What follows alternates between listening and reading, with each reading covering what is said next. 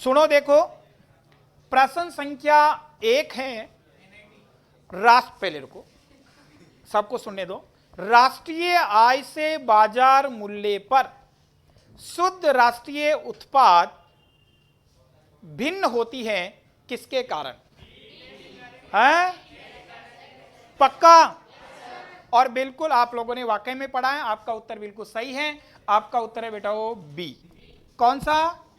बिना पढ़े ऐसा हो ही नहीं सकता। क्यों? क्योंकि देखिए आपको क्या दिया है, राष्ट्रीय आय।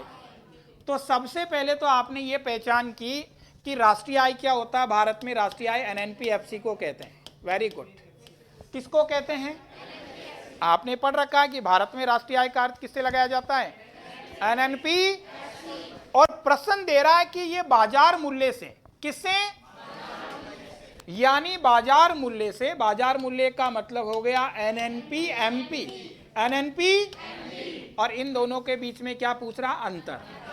और ये गोला नंबर कौन सा काम कर रहा? गोला नंबर काम कर रहा है, वो कर रहा तीसरा। मैंने जब राष्ट्रीय आय का गोला नंबर 3 बताया है तो मैंने आपको पढ़ा रखा है कि अगर आपको क्या दे रखा हो, एमपी दे रखा हो, क्या दे रखा हो, और एफसी पूछता तो माइनस क्या करते हैं? NIT, NI.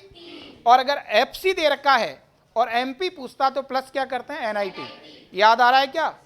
और एनआईटी क्या होता? Net indirect tax. नेट, इसलिए इसका उत्तर होगा बिल्कुल शुद्ध अप्रत्यक्ष कर। सभी अधिकांश दोस्तों का उत्तर बहुत शानदार आया है और बिना पढ़े ये उत्तर कर पाना संभव नहीं था। तो बहुत इसका मतलब आपको बहुत अच्छे से समझ में आया है। प्रश्न संख्या 2 अपन देखते हैं। प्रश्न संख्या 2 देखिए ये क्या कह रहा है। देखिए राष्ट्रीय आय के पूरे समीकरण दे रखे हैं। अब ये कह रहा है कि निम्न में से कौन सा कथन असत्य है। जूम हो जाए तो ज्यादा ठीक है। कैसे करूं इसको? हाँ ठीक है, ऊपर कैसे? बस इसको वापिस पेन को दबाऊं। देखिएगा प्रश्न दिया निम्न में से कौन सा कथन असत्य है। समीकरण दे रखे हैं 4। पूरी राष्ट्रीय आय के कॉन्सेप्ट को कवर कर रहा है। देखता हूं। पहला दे रहा है बाजार मूल्य पर एनएनपी, बाजार मूल्य पर जीएनपी मूल्यह्रास। तो देखो यहां भी क्या दे रखा है? बाजार मूल्य। यहां भी क्या दे रखा है? कोई प्रॉब्लम ही नहीं है। अब यहां क्या दे रखा है? एनएनपी। यहां क्या दे रखा है?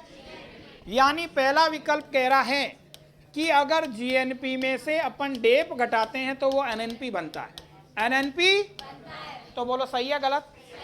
सही तो है, क्योंकि आपको पता है गोला नंबर 2 में मैंने सिखाया है कि जहां कहीं भी आपको नेट निकालना हो तो ग्रोस में से माइनस क्या होता? मूल्यह्रास।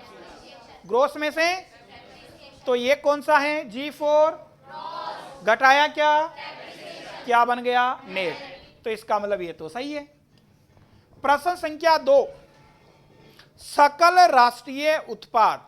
सकल राष्ट्रीय उत्पाद का मतलब क्या हो गया? जीएनपी। बोलो ना। इसीलिए मैंने फुल फॉर्म लिखवाई थी क्योंकि इनकी जरूरत पड़ती है। सकल राष्ट्रीय उत्पाद को क्या कहते हैं? जीएनपी। और ये कह रहा है कि साहब जीएनपी बराबर होता है जीडीपी प्लस एनएफआईए। एनएफ बोलो सही है या गलत?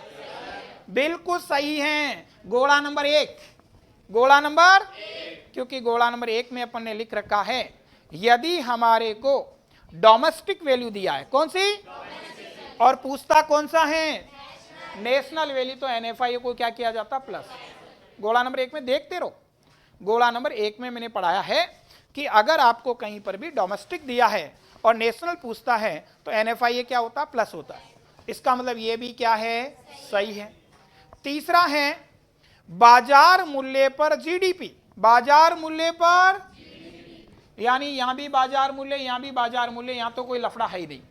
अब ये कह रहा है, तीसरा कह रहा है कि जीडीपी बराबर जीएनपी प्लस एनएफ। तो ये तो गलत है क्योंकि एनएफआईए प्लस होना चाहिए या माइनस? कौन सा निकाल रहे हो? डोमेस्टिक। कौन सा निकाल रहे हो? और डोमेस्टिक निकालने के लिए गोला नंबर 1 खोल के देखो आराम से। उसमें एनएफआईए प्लस नहीं होता, क्या होता? माइनस होता है। क्या होता है?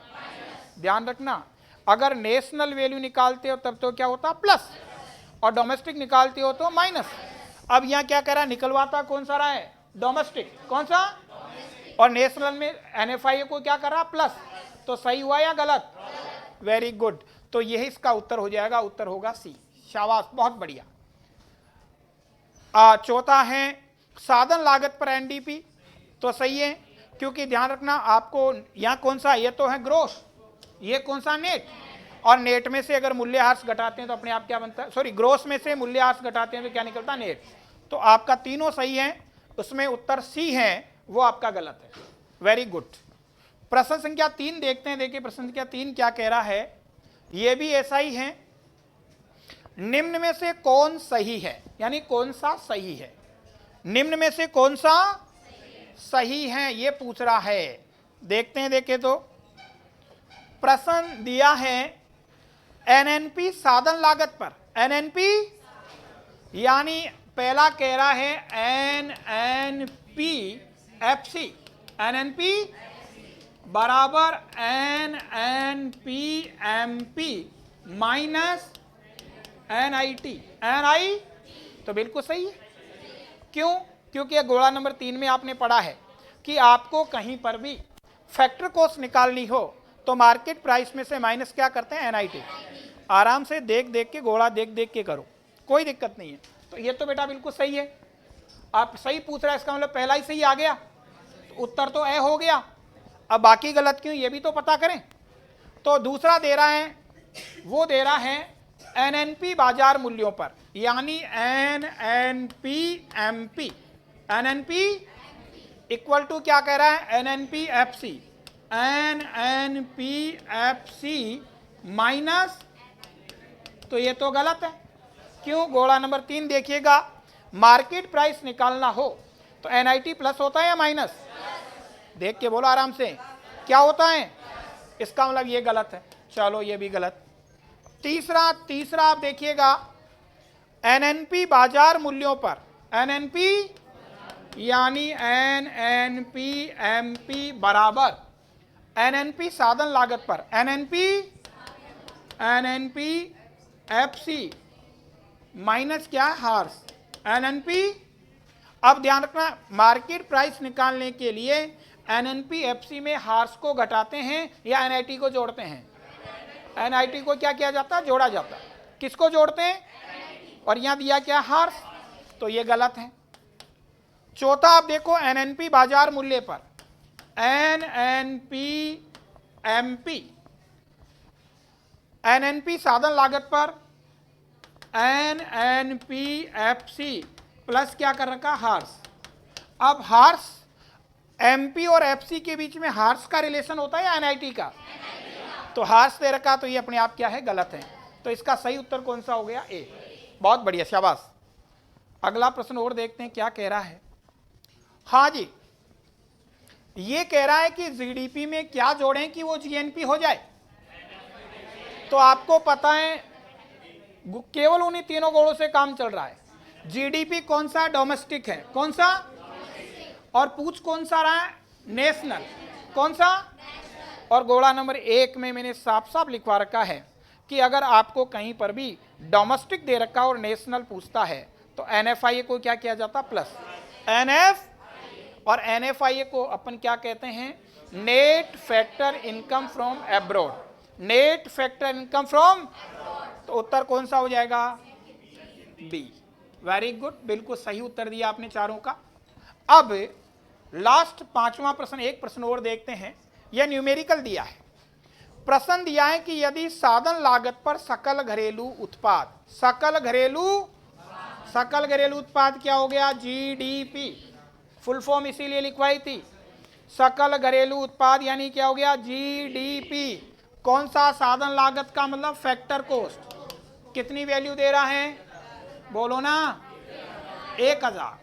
विदेशों से प्राप्त शुद्ध साधन आय, विदेशों से प्राप्त शुद्ध साधन आय को कहते हैं NFIA कितना दे रहा है, बोला करो।